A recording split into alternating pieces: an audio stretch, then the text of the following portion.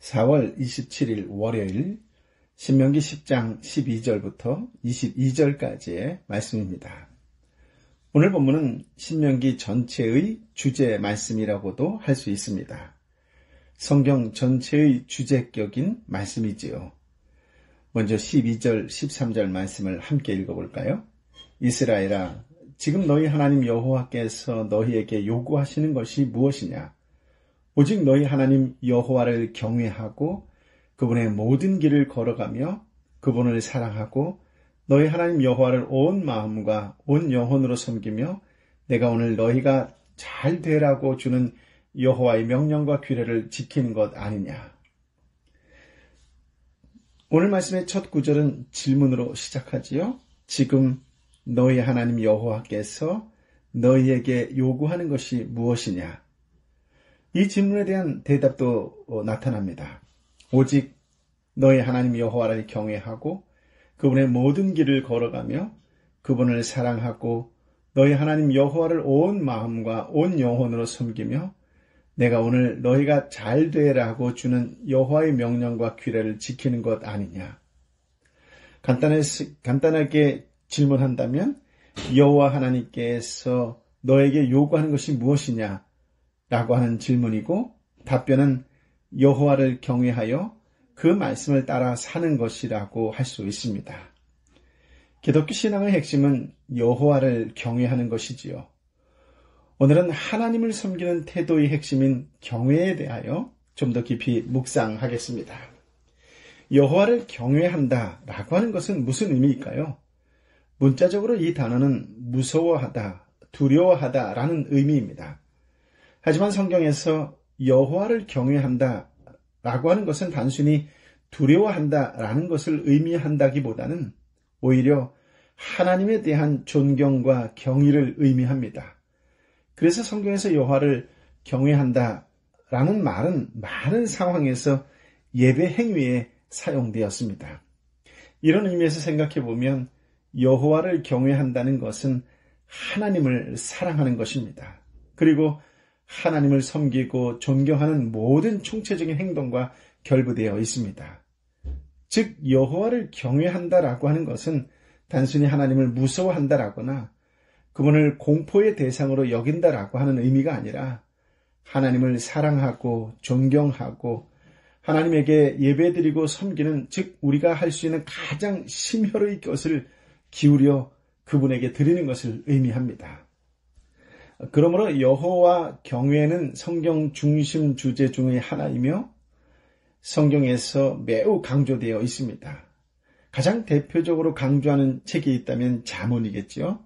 그 중에 잠언 1장 7절이나 9장 10절의 말씀은 익히 잘 알고 있는 말씀입니다. 개역개정으로 읽어보면 이렇게 되어 있죠. 여호와를 경외하는 것이 지식의 근본이다. 미련한 자는 지혜와 훈계를 멸시하느니라.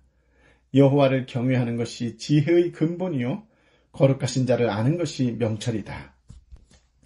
잠언에서 지식은 모든 문제에 대한 해결책으로 제시되는 중요한 개념입니다.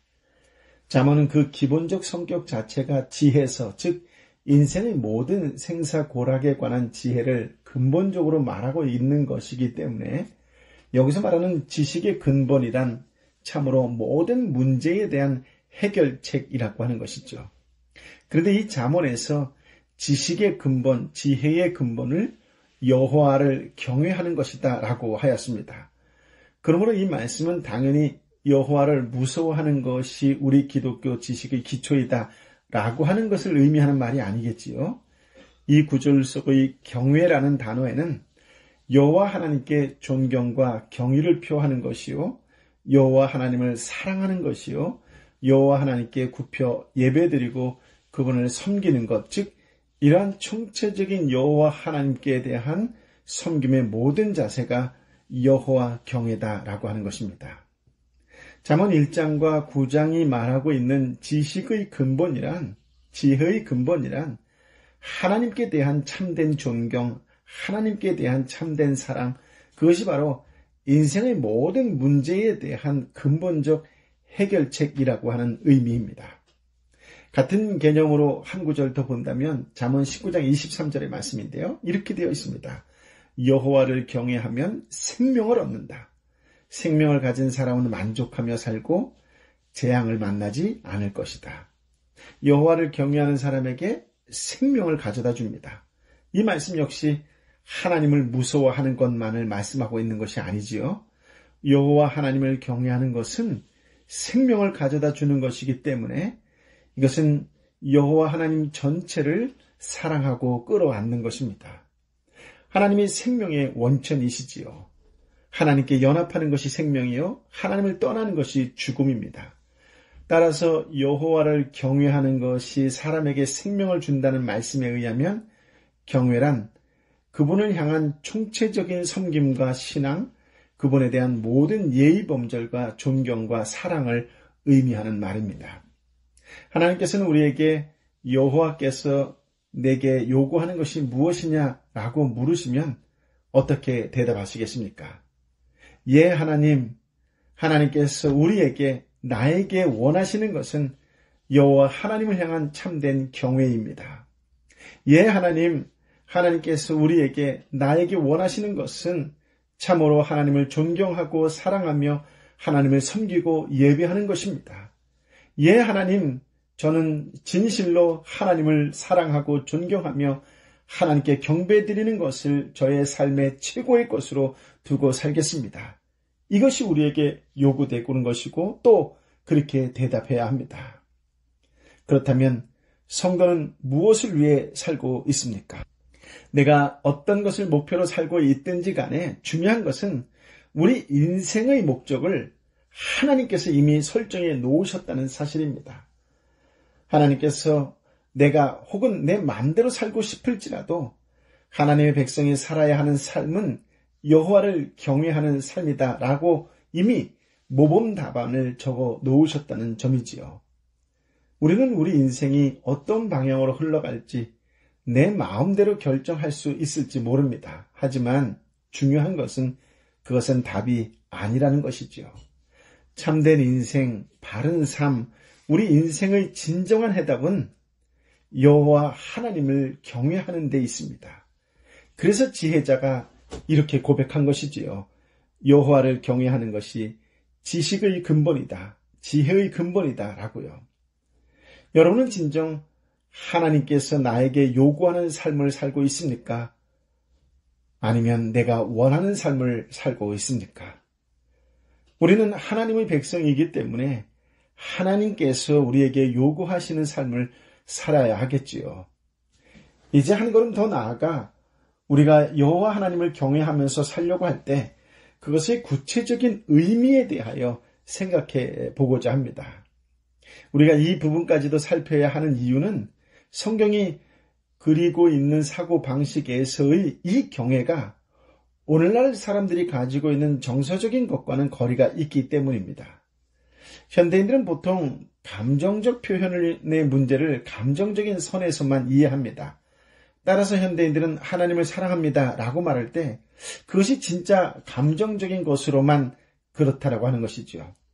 하지만 히브리적 사고방식에서 감정적인 것은 대개의 경우 실제 외형적으로 나타나는 것과 관련되어 있습니다. 성경적 사고방식에서 하나님 사랑합니다 라고 말하는 것은 그가 감정으로 그렇게 느끼는 것만을 말하는 것이 아니라 실제로 그가 어떤 행동을 동반하는 것을 말합니다. 즉 성경에서 하나님을 사랑하면서 그 사랑에 동반되는 행위가 없는 사랑이란 존재하지 않습니다. 매우 중요한 개념이기 때문에 꼭 기억해야 합니다. 따라서 오늘 말씀을 가만히 보면 여호와를 경외한다 라고 하는 문장에서 경외라는 것은 감정을 말하고 있지 않습니다. 오늘 말씀의 12절, 13절은 마음과 행위의 멋진 결합체라고 하는 것이에요. 12절에 여호와를 경외하는 것과 그분의 모든 길로 걸어가는 것은 결합되어 있다라고 하는 것이지요. 뿐만 아니라 12절 뒷부분과 13절은 자연스럽게 연결되어 있습니다. 그분을 사랑하고 너희 하나님 여호와를 온 마음과 온 영혼으로 섬기며 내가 오늘 너희가 잘 되라고 주는 여호와의 명령과 규례를 지키는 것과 결합되어 있다는 것이지요. 즉 성경의 사고에서 여호와를 경외하는 것은 마음으로만 하나님을 사랑하고 존경하는 것을 의미하지 않습니다. 성경의 사고방식에서 여호와를 경외하는 것은 그분의 모든 길로 걸어가는 것을 함께 의미합니다. 그렇습니다. 성경이 말씀하고 있는 여호와 경외는 정서적이거나 감성적인 것이 아니에요. 그것은 여호와 하나님께 대한 자신의 사랑과 존경이라는 감정을 실제 행위를 통하여 드러내는 것을 의미합니다. 성경에서 여호와 경외는 항상 그 사람의 적극적인 태도가 수반되는 것이라는 말씀입니다.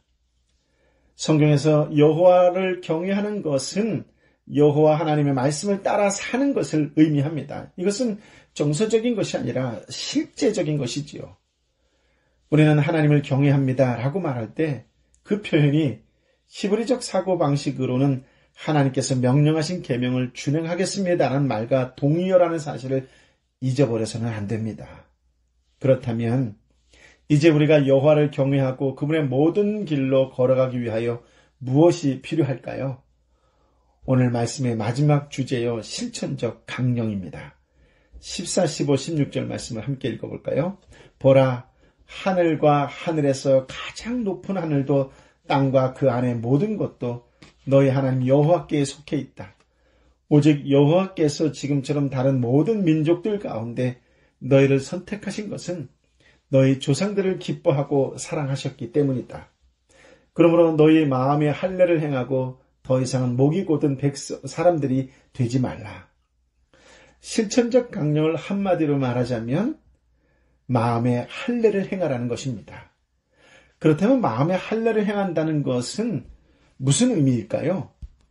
하나님께서는 우리를 향하여 여호와를 경외하고 그분의 모든 길로 걸어가라고 말씀하신 후에 당신의 높으심에 대해 이야기하기 시작하셨어요. 조금 다르게 말하자면 지존하신 주님께서 어떤 기준으로 우리를 선택하셨는가에 관하여 말씀하십니다. 17절 말씀을 읽어볼까요? 너희 하나님 여호와는 신의 신이시며 주의 주시며 위대한 하나님이시며 강력하고 두려운 하나님이시다. 그분은 사람을 겉모양으로 보지 않으시고 뇌물을 받지 않으시는 분이다. 하나님께서는 당신 스스로를 두려운 하나님으로 계시하십니다. 하나님께서 온 우주의 소유권을 주장하시고 당신 스스로를 신의 신, 주의 주라고 소개하신 것은 인간의 한계를 넘어서는 두려우신 초월자로서의 자신을 계시하는 것이지요. 그런데 놀랍게도 하나님께서는 당신 스스로가 두려운 하나님이심을 말씀하시고서는 자신이 이러한 두려운 하나님이기 때문에 사람을 겉모양, 즉 외모로 보지 않는다라고 말씀하셨어요. 여기에 굉장히 놀라운 내용이 들어있습니다. 하나님께서는 당신 스스로를 인간이 도무지 접근할 수 없는, 도무지 그 위험을 침범할 수 없는 크고 두려우신 분이라고는 사실을 말씀하시고 난 후에 당신이 그런 분이기 때문에 하나님 당신은 사람을 볼 때에 육체로 외모로 보지 않는다라고 하는 말씀하십니다. 육체로 외모로 보시지 않는다고 말씀하십니다. 즉 이 말은 초월적이고 위대하신 하나님께 외모는 단지 땅의 하찮은 것에 불과한 것이므로 아무런 의미가 없다는 뜻이지요. 이 말에 마음의 할례를 행하라의 의미가 들어 있습니다. 16절에 마음의 할례를 행하라 라는 말씀은 하나님의 초월적 위대하심을 말씀하신 사이에 끼어 있으며 그 앞에 그러므로 라고 하는 접속사로 시작하잖아요. 즉 그러므로 하나님께서는 두려우신 초월자이시므로 두려우신 하나님이시므로 우리는 마음의 할례를 행해야 합니다 라고 하는 표현이에요. 그렇다면 우리는 무슨 할례를 행해야 할까요? 그것이 초월자 하나님께서 행하신 말씀 안에 들어 있습니다. 초월자 하나님은 사람을 외모로 겉모양으로 취하지 않는다라고 하셨잖아요. 그러므로 너는 마음의 할례를 행하라 라고 이렇게 문장이 이어진다고요. 참고로 여기서 할례라고 하는 것은 원래 자르는 것을 말합니다. 자르는 것. 컷, 자르는 것. 할례는 원래 언약을 의미하는데 할례 때문에 언약을 보통 언약을 자른다 라는 식으로 표현합니다. 즉 할례를 통한 하나님과의 언약은 자신의 어떤 부분, 즉 이전의 어떤 부분을 잘라서 죽이는 것을 의미합니다. 하나님께서 이스라엘을 당신의 백성으로 삼으실 때 많은 언약 가입 방법이 있을 수 있었습니다. 하지만 하나님께서는 생식기를 자르는 것을 상징적으로 보여주는 방법을 통하여 당신의 백성을 언약에 가입하게 하시지요. 그렇다면 왜 이렇게 하셨을까요? 하나님께서는 인간이 자신의 방법, 자신의 눈에 보기에 좋은 것, 자신이 원하는 것을 따라서 살게 되면 하나님의 백성이 될 수 없다는 것을 우리에게 가르치시기를 원하셨기 때문이지요. 즉 언약 백성으로서의 가입이란 자신을 죽이는 것, 자신의 생식 능력을 잘라버리는 것을 의미합니다. 그러므로 하나님께서 이 본문에서 너희는 나를 경외하고 나의 모든 길을 걸어가라 라고 말씀하신 후에 하나님은 두려우신 하나님, 초월자 하나님이라고 말씀하시면서 너희는 겉모양으로 외모를 가지고 판단하지 마라. 나는 너희 외모를 보지 않는다. 너희 겉모양을 보지 않는다 라고 말씀하셨어요. 그리고 이어서 마음의 할례를 행하라 라고 말씀하신 것이지요. 사실 이것은 다 같은 의미입니다. 겉모양, 외모를 보지 않는 것과 마음의 할례는 같은 것을 지칭합니다. 마음의 할례란 죽음 혹은 전적 포기를 마음에 지니는 것을 의미합니다. 우리는 하나님을 경외함에 있어 우리의 마음, 우리 마음의 거죽을 잘라버려야 합니다. 인간적으로 생각할 때, 외모로 볼 때 이렇게 하면 하나님이 기뻐하시겠지, 이것이 여호와 하나님의 길을 경외하는 방법이겠지 라고 생각하는 모든 인간적인 것이 바로 마음의 거죽입니다. 우리는 이것을 마음의 할례를 통하여 잘라내 버려야 합니다. 그래서 사람의 방법, 사람의 방편이 하나님의 영광을 드러내지 못한다는 것을 철저히 깨달을 때 거기에서 진정한 여호와 하나님의 길을 따르는 행함이 나오고 여호와 하나님을 경외하는 것이 나오는 것입니다. 오늘 우리는 어떤 면에서 보면 우리 인생의 가장 중요한 지침을 배운 것입니다. 하나님께서는 신명기 말씀을 통하여 오늘 우리에게 물으시죠. 지금 너희 하나님 여호와께서 너희에게 요구하는 것이 무엇이냐? 우리는 오늘 말씀을 통하여 그 하나님께서 원하시는 것이 하나님을 경외하며 그분의 모든 길을 걸어가는 것이라는 사실을 알게 되었습니다. 참으로 우리 여호와 하나님을 존경하고 사랑해야 하며 그분을 섬기고 예배해야 합니다. 우리는 그분을 정서적으로만 순종할 뿐만 아니라 우리의 모든 행실을 통하여 계명을 지킴으로써 순종해야 합니다. 이렇게 여호와 하나님을 경외하고 계명을 지키는 실제적인 방법은 육체의 방법을 신뢰하는 나 자신의 마음 거죽을 베어버리는 행위를 통하여 가능해집니다.